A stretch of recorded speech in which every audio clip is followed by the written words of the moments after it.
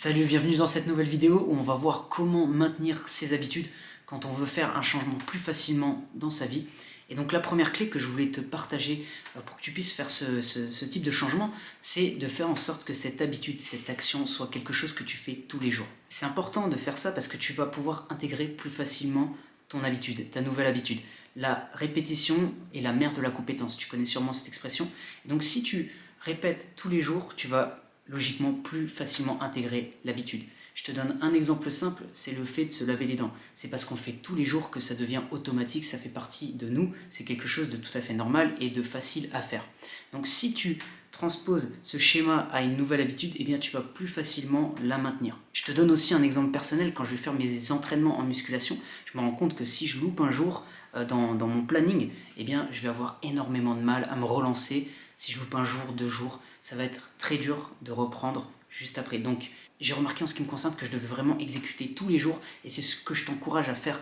Mets en place un système où tu vas exécuter tous les jours ton habitude et tu vas voir que tu vas la maintenir plus longtemps et plus facilement. Ensuite, la deuxième chose que tu peux faire, c'est de mettre en place un défi 30 jours.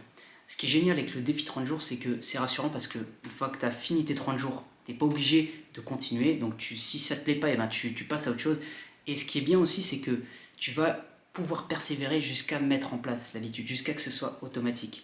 Tu vas continuer après 1 semaine, 2, 3 semaines et tu vas voir des changements. Si tu t'arrêtes au bout de quelques jours, forcément tu ne vas pas mettre en place ton habitude. Alors que si tu continues, et c'est ce que va te forcer à faire le défi 30 jours, tu vas plus facilement faire en sorte que cette habitude fasse partie de ton lifestyle.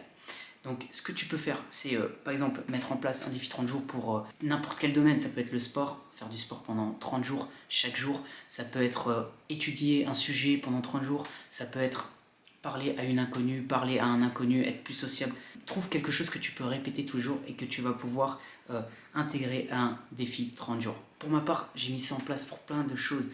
Je me souviens, le premier défi que j'ai fait, c'était quand j'étais au lycée. J'ai dû faire un jour. Chaque jour, je devais aborder un inconnu. C'est le premier truc que j'ai fait. Je me souviens que j'avais besoin de ça tellement j'étais timide, réservé. Et ça avait marché, je me rappelle, ça m'avait lancé dans une belle dynamique.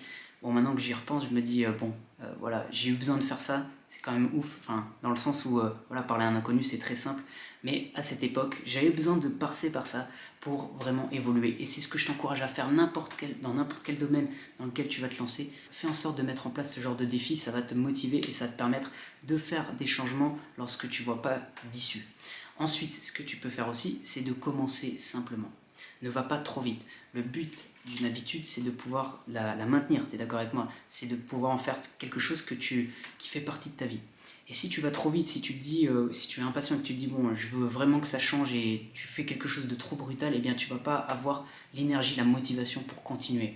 Par exemple, si tu veux faire de la course à pied, si tu te mets à faire un marathon dès le premier jour, eh bien tu ne vas pas y arriver, tu es d'accord avec moi? Ce qu'il faut faire, c'est par exemple te mettre à marcher dans ton quartier 10-20 minutes, après tu passes à la marche rapide, après tu passes au footing, et au fur et à mesure tu commences à progresser.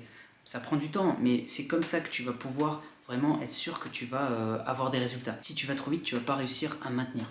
Je me rappelle que lorsque j'ai voulu me lever plus tôt, à un moment, je me levais à 7h du matin et j'ai voulu justement aller vite. Et je me suis dit, bon, je vais me lever à 5h du mat. Et je me rappelle que j'ai tenu 2 jours. Donc si tu veux réussir, fais pas comme ça. Prends ton temps, tu vas voir que tu vas pouvoir apprécier aussi les changements que tu vas mettre en place naturellement. Et c'est comme ça que tu vas pouvoir maintenir plus facilement ton habitude. Donc voilà pour cette vidéo. Si ça t'a plu, tu peux mettre un j'aime, tu peux t'abonner également à la chaîne. Et je te dis à bientôt pour une prochaine vidéo.